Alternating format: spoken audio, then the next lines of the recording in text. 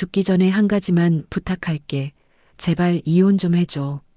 럭셔리 호텔 연회장 문이 열리며 팔짱을 낀 남녀가 당당하게 걸어 들어왔습니다. 남자는 이 잔치의 사위 준호였고 여자는 정은의 가장 믿었던 절친 서연이었습니다.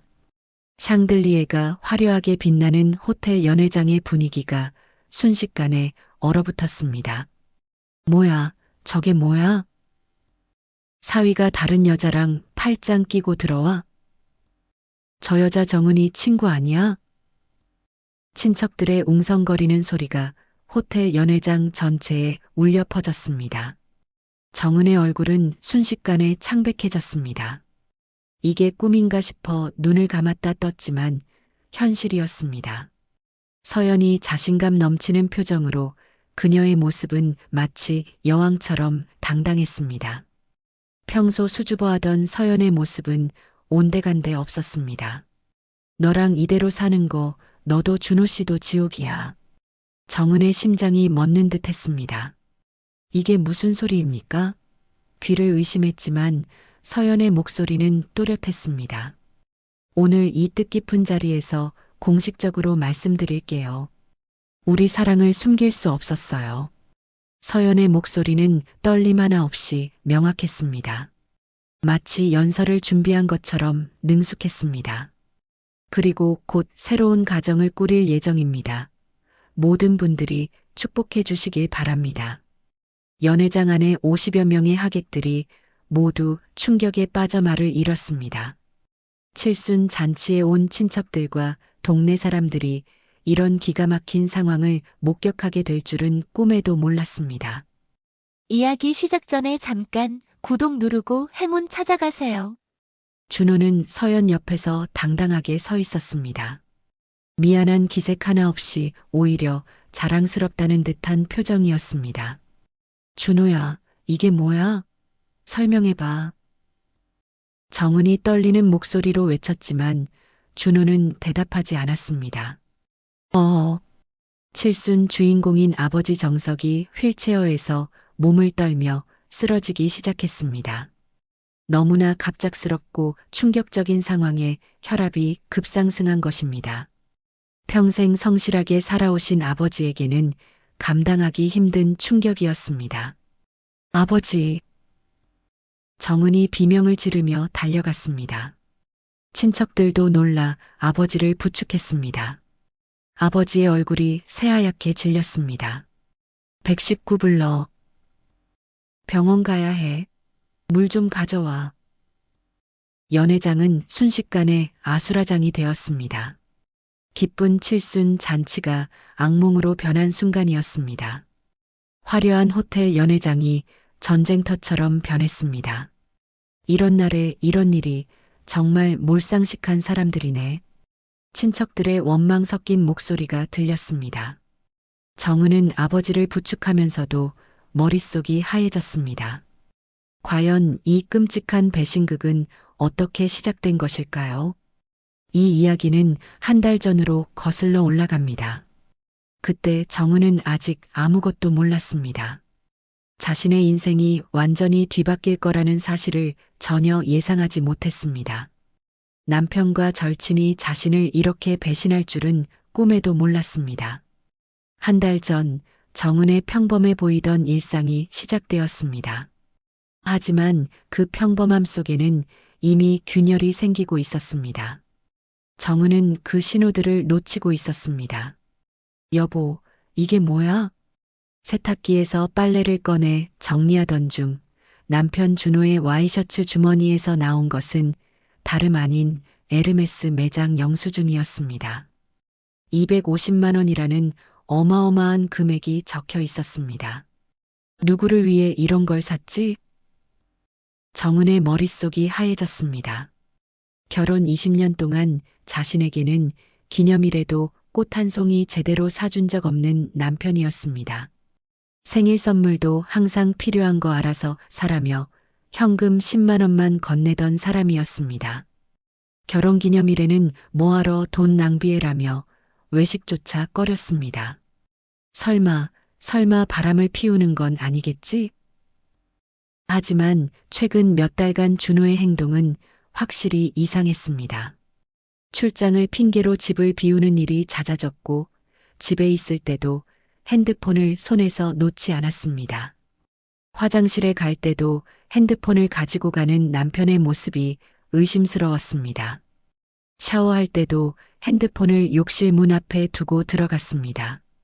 전화가 오면 다른 방으로 가서 받았고 문자 알림 소리가 나면 재빨리 확인했습니다.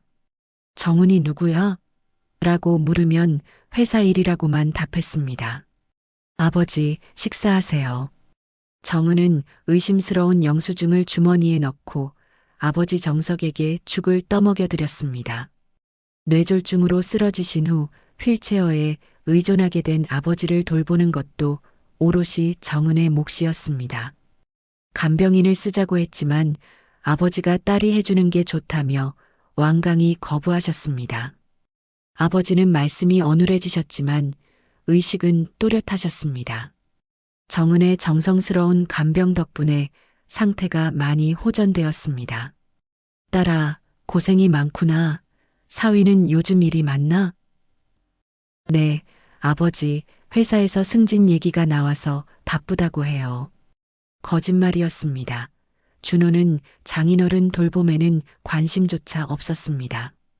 오히려 병원에 모시는 게 낫지 않냐며 성가셔했습니다. 집에서 간병하면 너무 힘들잖아라며 겉으로는 정은을 걱정하는 척했지만 사실은 아버지가 불편했던 것입니다.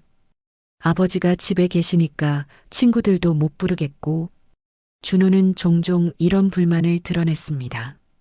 고생하는 딸내미 보니 마음이 아프네. 몸 건강히 하거라. 아버지의 따뜻한 말씀에 정은의 눈시울이 붉어졌습니다. 세상에서 자신을 진심으로 걱정해주는 사람은 이제 아버지뿐인 것 같았습니다. 밤이 되어 정은은 홀로 침실에 앉았습니다. 시계는 이미 밤 11시를 가리키고 있었지만 옆자리는 또다시 비어 있었습니다. 남편에게 전화를 걸어봤지만 회의 중이라며 받지 않았습니다. 언제 들어와? 아버지가 기다리셨어. 카카오톡으로 메시지를 보내도 읽음 표시만 뜨고 답장은 오지 않았습니다. 정은은 핸드폰을 내려놓고 깊은 한숨을 쉬었습니다. 에르메스 영수증이 자꾸 머릿속을 맴돌았습니다. 누구를 위한 선물일까요? 회사 동료? 아니면 정말 다른 여자가 있는 걸까요? 명품백이면 여자 가방이 확실했습니다. 남자가 쓸 물건이 아니었습니다. 설마 서연이한테 준 건 아니겠지? 갑자기 절친 서연이 생각났습니다. 최근 서연이 명품 가방을 들고 다니는 모습을 본 적이 있었습니다. 그때는 이혼 위자료로 샀다고 했는데 가슴 깊숙한 곳에서 불안감이 자라나고 있었지만 정은은 그 생각을 떨쳐버리려 애썼습니다. 서연은 20년 지기 절친이었습니다. 설마 그럴 리는 없을 거라고 믿고 싶었습니다. 아버지 칠순인데 호텔에서 제대로 해드리자. 정은은 시내에서 가장 좋다는 롯데호텔에 연회장을 예약했습니다. 대관료만 300만 원이 넘는 비용이었지만 아버지의 칠수는 일생에 단 한 번뿐이었습니다. 정은은 적금을 깨고 아르바이트로 모은 돈까지 털어서 최고의 잔치를 준비하기로 했습니다. 한정식 코스 요리부터 시작해서 떡, 과일, 꽃장식까지 모든 것을 꼼꼼히 준비했습니다. 하객 명단을 정리하고 아버지의 한복도 100만 원을 들여 새로 맞췄습니다. 초대장 디자인부터 테이블 배치, 사진사 섭외까지 모든 일을 혼자서 처리했습니다. 메뉴 선정을 위해 호텔을 3번이나 방문했고 꽃장식 업체와도 여러 번 상담했습니다. 아버지가 좋아하실 만한 것들로만 구성했습니다. 정은이 남편에게 도움을 요청했지만 돌아온 대답은 시큰둥했습니다.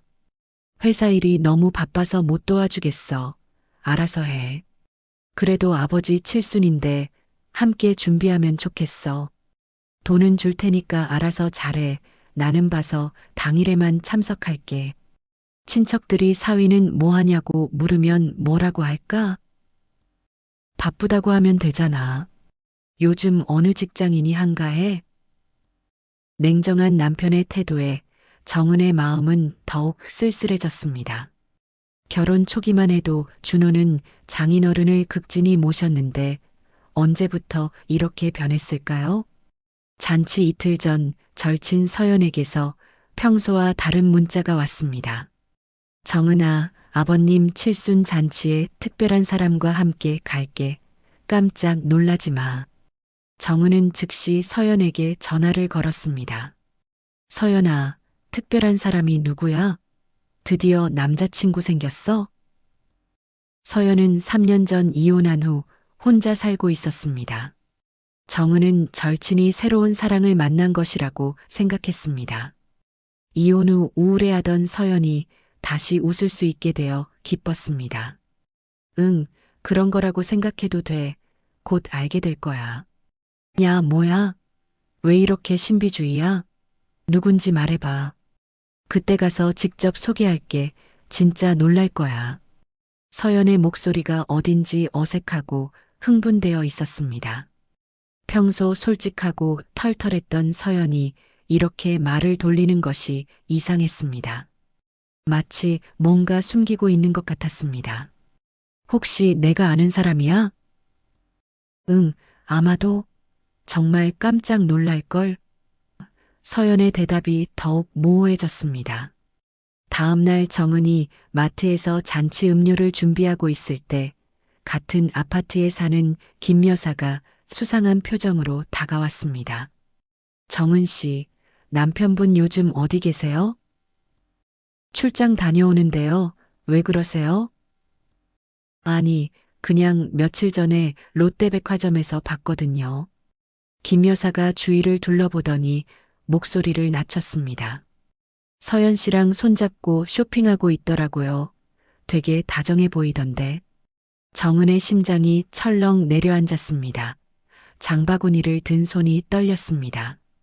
네, 서연이랑요? 언제요? 지난주 토요일쯤 명품관에서 가방을 보고 있더라고요. 둘이 완전 커플 같았어요. 아, 그냥 친구끼리 쇼핑한 거 아닐까요? 글쎄요, 제가 보기엔 그냥 친구 사이는 아닌 것 같던데. 서연 씨가 남편분 팔에 매달리듯이 하고 있었거든요. 김 여사의 말에 정은의 얼굴이 새파랗게 질렸습니다. 혹시 잘못 본 거 아닐까요? 제가 눈이 나쁘지 않아요. 분명히 봤어요. 그래서 인사하려다가 뭔가 이상해서 그냥 왔어요. 정은은 급하게 장바구니를 들고 마트를 나왔습니다. 머릿속이 복잡했습니다. 에르메스 영수증, 서연의 이상한 문자, 그리고 이웃의 목격담까지 모든 퍼즐 조각이 하나로 맞춰지기 시작했습니다. 설마, 정말 설마. 하지만 상황 증거들이 너무 명확했습니다. 준호의 이상한 행동, 서연의 신비주의, 그리고 둘이 함께 있었다는 목격담까지. 정은은 집에 돌아와서 다시 에르메스 영수증을 꺼내봤습니다. 구매 날짜를 확인해 보니 김 여사가 말한 토요일과 일치했습니다. 정은의 손이 떨렸습니다. 칠순 잔치 당일 오전 롯데호텔 연회장에는 친척들과 지인들이 속속 모여들었습니다. 화려한 크리스털 샹들리에가 빛나는 연회장에 아버지 정석은 새로 맞춘 진회색 한복을 입고 휠체어에 앉아 환한 미소를 지었습니다. 오늘은 정말 좋은 날이구나. 70까지 무사히 살다니 감사할 따름이야. 친척들이 하나둘 도착했습니다. 대구에서 올라온 큰아버지 가족, 부산에서 온 작은아버지, 사촌들까지 모두 아버지의 칠순을 축하하러 모였습니다. 연회장은 점점 활기찬 분위기로 변해갔습니다. 와, 정은이가 정말 정성껏 준비했네. 호텔 음식도 맛있고 꽃장식도 화려하고 얼마나 들었을까? 꽤 비싸 보이는데. 친척들의 칭찬에 정은은 뿌듯했지만 한편으로는 불안했습니다. 사위는 어디 있어? 준호 안 보이네? 큰아버지가 주위를 둘러보며 물었습니다. 곧 올 거예요. 회사에서 급한 일이 있어서 조금 늦는다고 했어요. 정은은 거짓말을 했습니다. 사실 준호에게 아침부터 몇 번 전화를 걸었지만 계속 받지 않았습니다. 문자도 익십만 계속됐습니다. 요즘 직장인들이 다 바쁘더라고. 이해해야지. 작은아버지가 이해한다는 듯 말했지만 정은의 마음은 편하지 않았습니다. 시간이 흘러도 준호는 나타나지 않았습니다. 정은은 불안한 마음으로 호텔 연회장 입구를 계속 바라봤습니다. 손님들이 사위는 언제 와? 라고 물을 때마다 정은은 곧 온다며 둘러댔습니다. 절친 서연도 아직 오지 않았습니다. 평소 약속 시간을 철저히 지키는 서연이 이렇게 늦는 것도 이상했습니다. 더욱이 특별한 사람과 함께 온다던 그 말이 계속 신경 쓰였습니다. 불길한 생각이 스쳤지만 정은은 고개를 저었습니다. 그럴 리 없다고 믿고 싶었습니다. 오후 1시가 되어서야 잔치가 공식적으로 시작되었습니다. 사회자가 마이크를 잡고 칠순 축하 인사를 했습니다. 오늘 칠순을 맞으신 정석 어르신을 위해 모여주신 모든 분들께 감사드립니다. 하지만 정은의 마음은 편하지 않았습니다. 계속 시계를 보며 현관 입구를 바라봤습니다. 딸아, 괜찮니? 얼굴이 좋지 않아 보이는데. 아버지가 휠체어에서 정은의 손을 잡으며 걱정스럽게 물었습니다. 괜찮아요, 아버지. 오늘은 아버지가 주인공이시니까 즐겁게 보내세요. 정은은 억지로 밝게 말했지만 메인 테이블에 준비해둔 준호의 자리만 덩그러니 비어 있었습니다. 명패까지 정성스럽게 만들어 놓았는데 주인은 나타나지 않았습니다. 사위가 이렇게 안 오면 체면이 서지 않는데. 큰아버니가 작은 목소리로 중얼거렸습니다. 정은의 얼굴이 화끈거렸습니다. 친척들은 맛있는 한정식을 먹으며 즐겁게 이야기를 나누었습니다. 어린 조카들은 호텔 연회장의 화려함에 신기해했습니다. 하지만 정은의 마음속에서는 불길한 예감이 점점 커져갔습니다. 준호는 대체 어디서 뭘 하고 있는 거지? 서연도 왜 이렇게 늦지? 그런데 바로 그때 오후 2시 정각에 연회장 문이 열렸습니다. 정은은 안도의 한숨을 쉬며 고개를 돌렸습니다.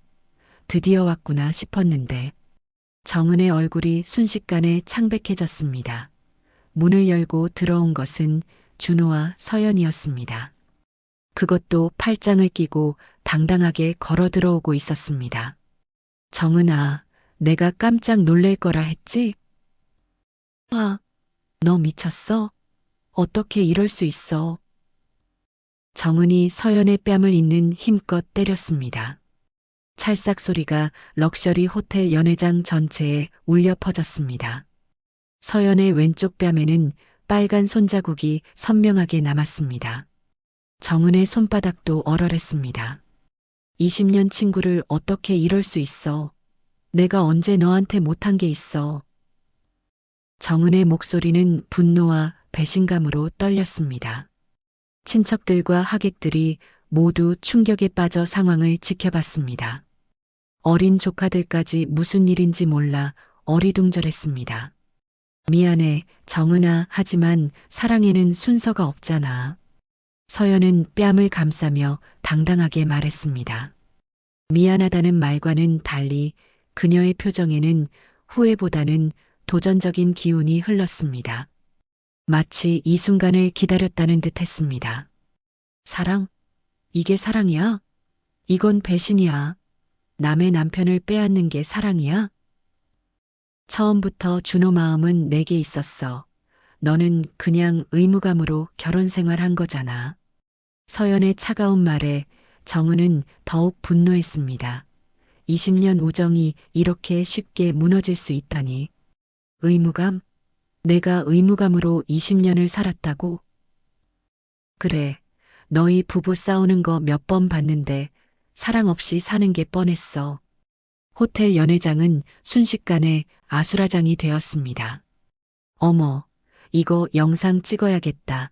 진짜 막장 드라마보다 더하네. 손님들이 너도 나도 핸드폰을 꺼내 영상을 찍기 시작했습니다. 정은의 수치심은 극에 달했습니다. 아버지의 소중한 칠순 잔치가 이런 추악한 스캔들로 끝나다니. 그만해. 영상 찍지 마. 정은이 소리쳤지만 이미 여러 사람의 핸드폰 카메라가 돌아가고 있었습니다. 준호는 옆에서 아무 말도 하지 않았습니다. 그저 서연의 손을 꼭 잡고 있을 뿐이었습니다. 20년 결혼 생활이 무색할 정도로 당당한 모습이었습니다. 여보, 뭔가 말을 해.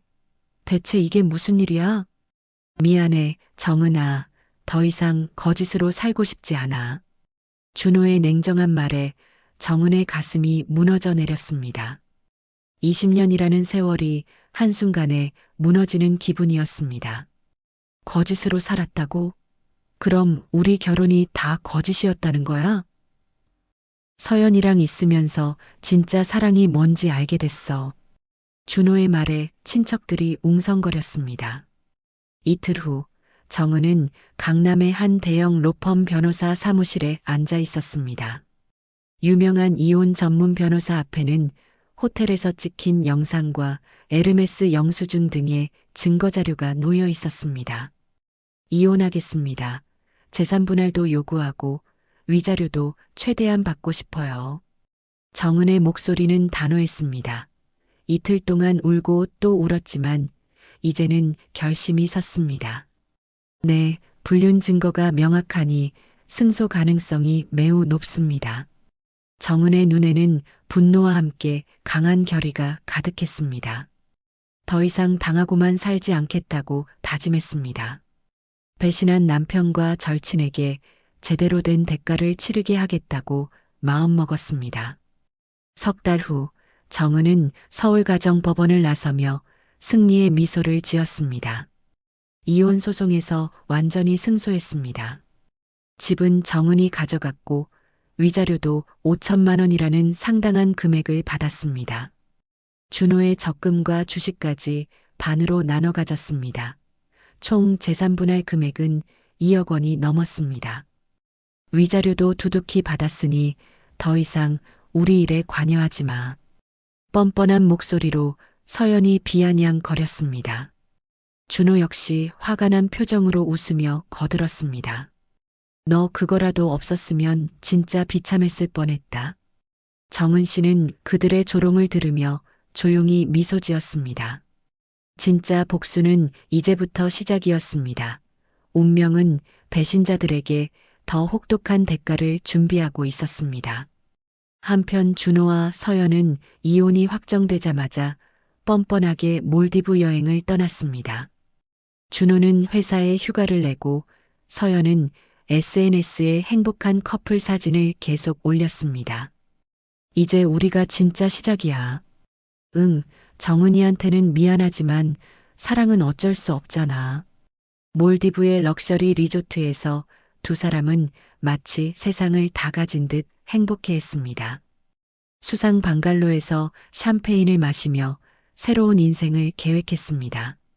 하루에 100만 원이 넘는 리조트 비용도 아깝지 않았습니다. 여기서 결혼식도 올리면 어떨까? 좋은 생각이야. 정은이는 이제 과거야. 내년에는 아이도 가져야겠어.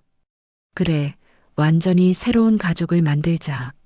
하지만 이들의 달콤한 행복은 오래가지 못했습니다. 운명의 장난은 잔혹했습니다. 몰디브에서 돌아오는 길, 인천공항에서 호텔로 이동하던 중 끔찍한 교통사고가 났습니다. 새벽 고속도로에서 졸음운전을 하던 대형 트럭이 그들이 탄 택시를 들이받았습니다. 서연의 비명소리가 새벽 도로에 울려 퍼졌습니다. 택시는 가드레일을 들이받으며 크게 파손되었습니다. 차량이 두 바퀴로 굴렀습니다. 여기 사고 났어요. 빨리 구급차 불러주세요. 지나가던 운전자가 신고했습니다. 조수석에 앉은 서연은 허리를 심하게 다쳤습니다. 응급실로 실려간 서연은 정밀 검사 결과 척추 두 번째와 셋째 마디가 부러져 하반신 마비 판정을 받았습니다. 의사 선생님, 정말 못 걷는 건가요? 수술하면 나을 수 있죠? 죄송합니다. 척추 신경이 완전히 절단되어서 앞으로 평생 휠체어를 이용하셔야 합니다. 서연의 인생은 그 순간 완전히 바뀌었습니다. 모든 것을 걸고 선택한 사랑의 대가가 이렇게 혹독했습니다.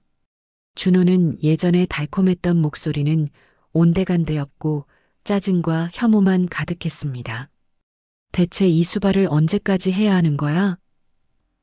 준호야, 나 이렇게 됐는데 끝까지 책임져야지. 병원 침대에 누운 서연이 간절한 목소리로 말했습니다. 하지만 준호의 표정은 이미 차갑게 변해 있었습니다. 건강하고 아름다웠던 서연은 이제 과거의 모습이었습니다. 매일 재활치료를 받아야 하는 장애인이 되었습니다. 미안해, 서연아, 난 이런 상황까지 감당할 수 없어. 뭐라고? 나 때문에 이혼까지 했잖아. 이제 와서 도망가려고? 우리가 사랑했던 건 맞지만 이런 일까지 생각하고 만난 건 아니잖아. 준호의 잔인한 말에 서연은 절망했습니다. 사랑한다며 모든 것을 버리라고 했던 그 남자가 이제는 짐이 된 자신을 버리려 했습니다. 그럼 나는 어떻게 하라고? 가족도 다 등 돌렸는데. 간병인 비용은 내가 대줄게. 그걸로 충분하지 않을까? 돈 문제가 아니야. 내가 나를 사랑한다고 했잖아. 하지만 준호는 며칠 후 병원에서 사라졌습니다. 연락도 받지 않고 완전히 자취를 감췄습니다. 건강했을 때만 사랑했던 비겁한 남자였습니다. 간병인도 구해야 하고 재활치료비도 월 200만 원씩 나가는데 혼자 남은 서연은 현실의 벽에 부딪혔습니다. 사랑을 위해 모든 것을 버렸지만 정작 사랑했던 사람은 자신을 버리고 떠났습니다. 절망에 빠진 서연은 휠체어를 타고 정은을 찾아왔습니다. 마지막 희망은 배신했던 친구뿐이었습니다. 휠체어를 타고 아파트 계단을 올라오기까지 2시간이나 걸렸습니다. 정은아, 정말 미안해. 내가 완전히 잘못했어. 하지만 정은은 현관문을 열어주지도 않고 차갑게 말했습니다. 이제 와서 사과? 너희가 내 인생을 망쳐놓고? 제발 용서해줘. 나 이제 정말 혼자야. 갈 곳도 없어. 그건 내가 선택한 결과야. 아버지 칠순 잔치를 망친 것도 모자라서 이제 와서 동정까지 구하려고. 정은의 목소리는 얼음처럼 차가웠습니다. 정은아, 우리 20년 친구였잖아. 내가 정말 잘못했어. 너무 후회돼. 친구가 친구 남편을 빼앗아? 이제 더 이상 할 말 없으니까 집에 가. 정은은 문을 닫아버렸습니다. 서연은 휠체어에 앉아 한참을 울며 후회했습니다. 아파트 주민들이 지나가며 수군거렸습니다. 며칠 후 준호도 정은에게 돌아와 무릎을 꿇고 빌었습니다. 서연을 버리고 온 비겁한 남자였습니다. 정은아, 내가 미쳤었어. 정말 잘못했어. 다시 기회를 줘. 당신은 이미 내 인생에 없는 사람이야. 다시는 내 집 앞에 나타나지 마. 아버님도 나를 기다리고 계실 거야. 다시 한 번만. 아버지는 당신 때문에 병원에 실려갔었어.